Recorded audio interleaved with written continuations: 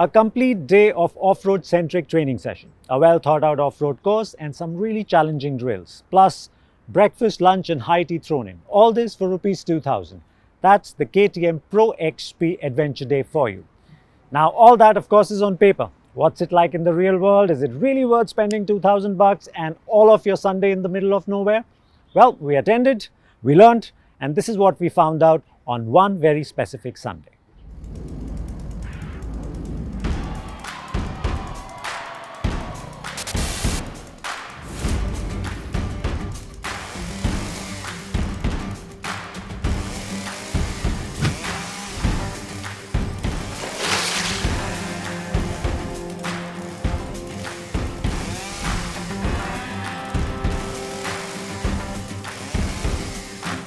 The adventure part of KTM Pro XP is split into three broad experiences. There's the trails, which we attended a couple of months back.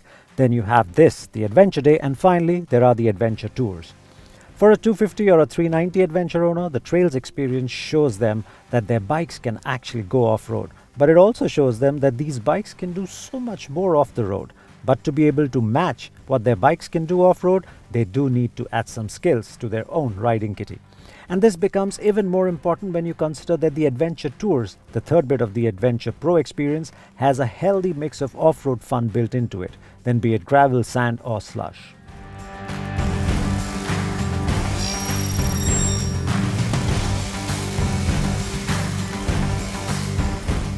Now as a concept, the Adventure Day is an off-road riding school or training school.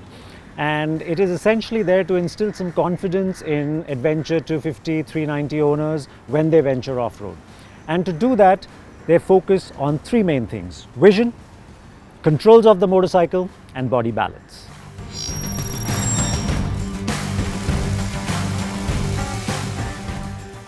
Now vision is important because you go where you look. So the earlier you can spot where you want to go, you can choose a cleaner line and make it through. So that's the idea with vision. With controls, of course, when you know where you're heading, you can then decide whether you want to be on the throttle, you want to be a little bit on the brakes, you want to slip the clutch, you're going up, down, whatever. So vision, then controls, and finally body balance.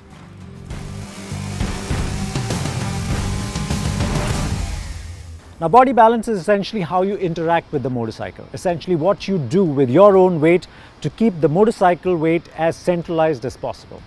So let's say you want to go uphill, so you want to move your weight up front so that there's more grip. You're coming downhill, you want to move your weight at the back, so there's more balance, you have more grip at the back. So that kind of thing. You want to take a tight turn, you want to move your weight on the outside so you can trace a tiny turning circle because of the bike's weight remains inside. So that's the idea with body balance, and these are the three things: vision, control and body balance that the school works on. Now in KTM's scheme of things, there are three levels. There's the bronze, the silver, which we are attending today, and the orange because, well, KTM.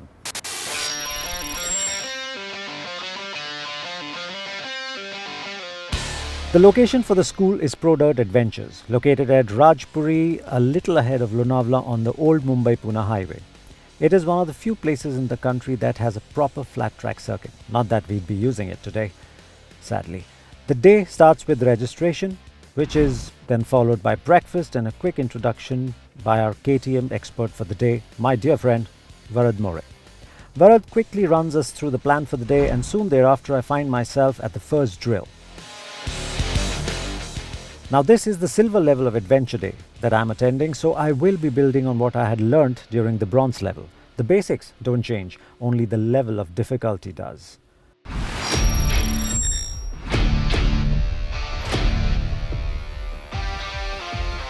First up, the maze turns. It's a tight sequence of turns that only get tighter with every passing turn. Three things are crucial here. Yes, you guessed them: vision, motorcycle control and body balance. To say it is difficult to complete the course without crossing over the white line is a huge understatement.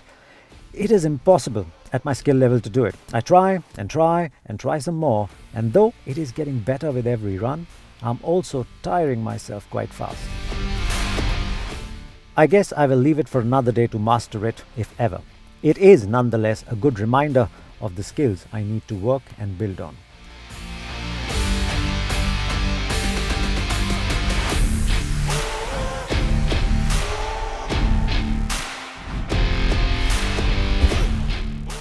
We continue to build on vision, control and balance with the brake and slide drill. It's a simple exercise, but one that needs all three things to come together to execute it well.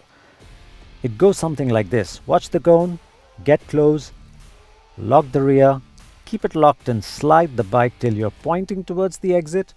Hold it till you come to a standstill, give it a second and then start rolling again.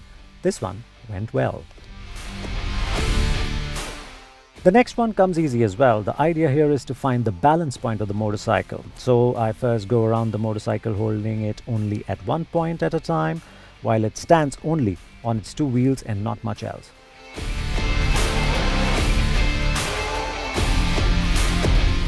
And now I'm walking the bike up a slope, playing with both the balance point of the 390 Adventure and understanding and appreciating clutch control so that the bike moves at my walking pace but without me having to push it. It rolls on its engine power alone. It's been an hour since we started, and after completing a couple of braking exercises to understand and appreciate the response, the grip and the effectiveness of using just the rear, just the front and the two brakes together, we are now stepping things up a bit.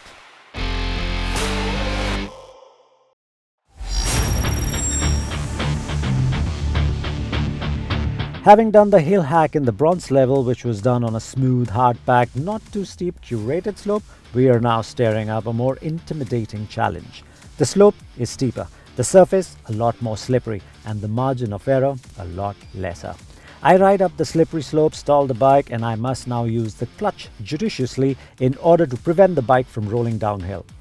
I get off the bike, roll it down the hill backwards, all the while looking for a spot to turn the bike around. I find one. Turn it around and after a sigh of relief, ride it back down. Easy peasy? Anything but. However, knowing we did it in a real-world situation instead of the safety of a curated one does push the confidence up of all the riders present. Next up, we've got the coffee grinder. All one has to do is ride standing up with one hand on the throttle and the other holding the handle of the pseudo coffee grinder, in this case, a pipe installation, while you trace circles around the grinder's perimeter. Seems simple, doesn't it? It isn't. At least for me it isn't.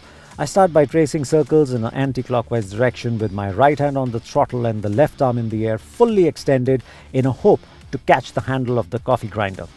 After about 8 circles, I managed to catch the handle a couple of times, but I still can't complete a full circle holding it. I have the motorcycle control and the body balance, but the vision is a problem, and that's not allowing me to trace the right line. Other riders around me seem to have figured it out, and by lunchtime almost everyone has it figured, but not me.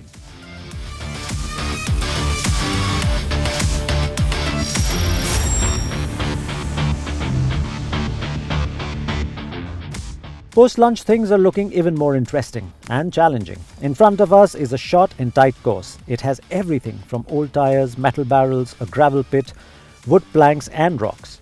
Speed is not the goal here. Instead, we must keep the 390's belly from scraping anywhere.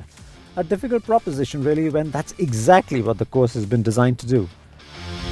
The thought here is that with vision, the right throttle control and moving one's weight correctly and timely, belly scrapes, even on this course, can be avoided. There's a point when approaching an obstacle when the front must be extended to both clear the obstacle and engineer enough clearance so that the belly doesn't touch. This is achieved by getting on the throttle and moving back on the bike at the appropriate time. Getting on the throttle raises the front and the rear suspension, which in turn increases the available ground clearance. Moving back on the bike just before hitting the obstacle makes the front lighter, and therefore it is more willing to roll over the obstacle itself. Now I jump speed breakers all the time on my commute, which too requires a good balance between throttle opening and shifting the weight. So how hard can this be? Not very, it seems, when it comes to the first two obstacles. I gas it, ride over them and clear them without a bother. Then I hit the barrel. I mistime my throttle opening. I open it too early and land belly first on the barrel. There's a loud noise which more than announces my failure. Same thing happens at the mud mount, but at least now it was a quiet affair. Thank God for soft mud. I do clear the rock garden, the slush, the gravel pit and the wood planks without hitting the 390 anywhere. I go around a few more times, and when I don't hit anything, it's time to move on to the next.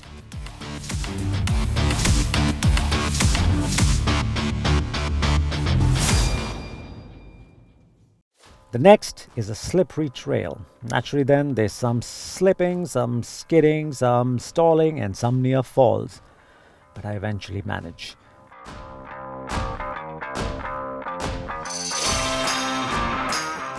That, however, is in the end, because at the end of the trail, to test everything we have learned, is a water crossing.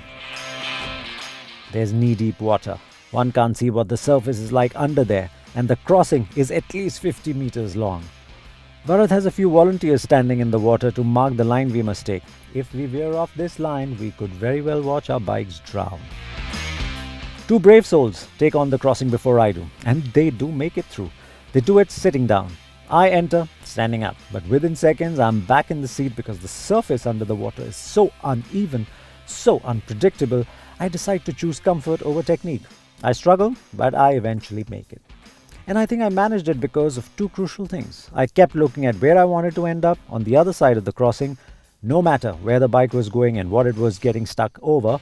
And two, I kept the throttle open throughout, which helped me ride over whatever was underneath. If I had rolled off at any point, I'm sure both the bike and me would have had a thorough and annoying soaking.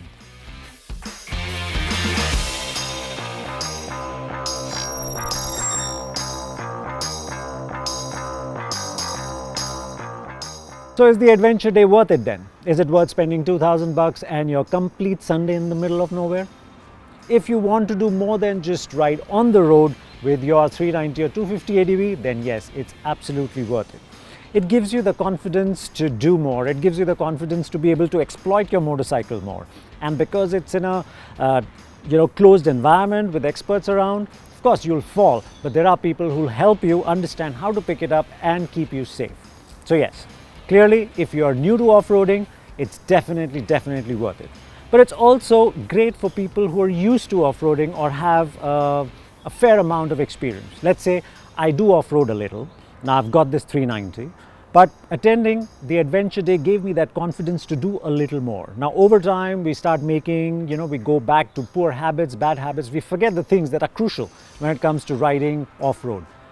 Attending a school like that just brings all of that back into focus. So clearly for novice riders off-road and people who have a little bit of riding experience off-road, for both, this school really works. What's more, it is easily one of the cheapest ADV riding schools you can attend. So if you've got a KTM 390 or 250 Adventure, it's an opportunity you shouldn't miss out on. At least we didn't, and now we're looking forward to Orange, because that really is going to up the ante when it comes to riding off-road.